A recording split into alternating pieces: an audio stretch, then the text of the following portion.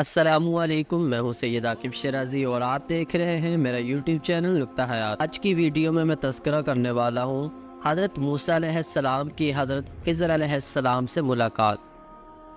ایک دفعہ آپ اپنے خادم کے ساتھ سفر کر رہے تھے کہ چلتے چلتے ایسی جگہ پہنچ گئے جہاں دو سمندر آپس میں ملتے تھے۔ وہاں ان کا خادم مچھلی بھول گیا اور دونوں آگے بڑھتے چلے گئے۔ کچھ دور جا کر حضرت موسیٰ علیہ السلام نے اپنے خادم سے کہا کہ میں تھک گیا ہوں، کھانا لاؤ۔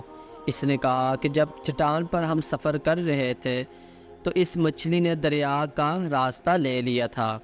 اصل میں حضرت موسیٰ علیہ السلام کو اسی جگہ کی تلاش تھی، اس لیے پھر اسی جگہ پر واپس چلے آئے اور وہاں انہوں نے ایک اللہ والے کو دیکھا اور کہا کہ اللہ نے جو کچھ آپ کو علم دیا ہے وہ مجھے بھی سکھا دیجئے، مگر انہوں نے جواب دیا کہ تم صبر نہ کر سکو گے۔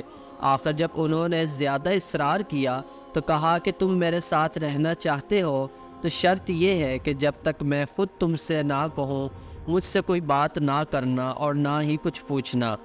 حضرت موسیٰ علیہ السلام نے یہ شرط منظور کر لی اور دونوں سفر پر روانہ ہو گئے۔ دونوں ایک کشتی پر سوار ہو گئے تو اس اللہ کے بندے نے کشتی کو توڑ ڈالا۔ حضرت موسیٰ علیہ السلام اس پر ناراض ہوئے اور کہا کہ تم نے خواہ مخواہ کشتی توڑ دی، اس میں سوار لوگ ڈوب جائیں گے۔ انہوں نے شرط یاد دلائی تو آپ نے کہا کہ میں بھول گیا، اب ایسا نہیں ہوگا۔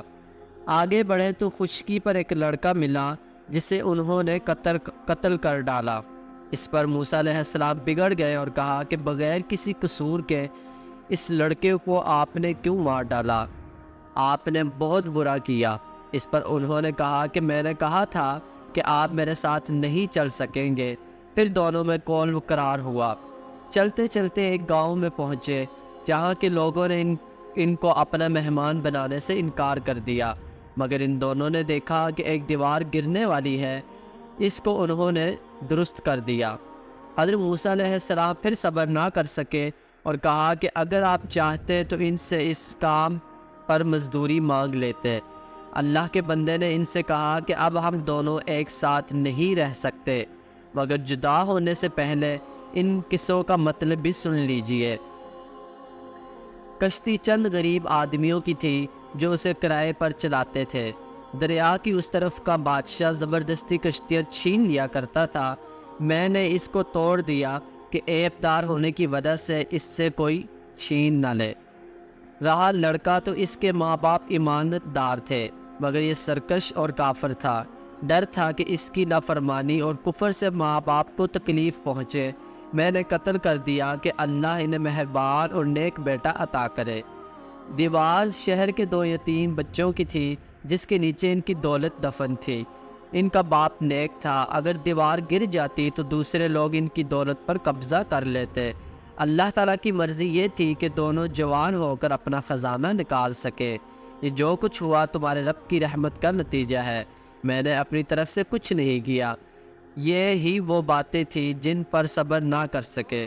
حضرت موسیٰ علیہ السلام اس کے بعد ایک عرصے تک بنو اسرائیل کو ہدایت کرتے رہے، برائیوں سے روکتے رہے، اچھائیوں کی تاکید کرتے رہے اور آخرکار اپنے اللہ پاک سے جا ملے جس نے ان کو بھیجا تھا۔ جو قوم اللہ کی نافرمانی کرتی ہے تو ان کو تھوڑا تھوڑا عذاب دے کر خبردار کیا جاتا ہے۔ وہ اگر پھر بھی نافرمانی کرتی رہتی ہے تو اس کو کچھ عرصے کے لیے بالکل ڈھیل دے دی جاتی ہے تاکہ وہ بالکل غفلت میں پڑ جائے، پھر ایک دم اللہ کا سخت عذاب آ کر اس کو بالکل ختم کر دیتا ہے۔ فرعون خود کو خدا کہلواتا تھا، بنو اسرائیل پر ظلم کرتا تھا۔ اللہ تعالیٰ نے اسی کے گھر میں موسیٰ علیہ السلام کو بلوایا اور پھر حضرت موسیٰ علیہ السلام کے ذریعے سے اس کی قوم کو ختم کرا دیا۔ دوسرا سبق ہم کو یہ ملتا ہے کہ جو قوم بہت عرصے تک کسی کی غلام رہتی ہے اس کی رگ رگ میں غلامی بس جاتی ہے۔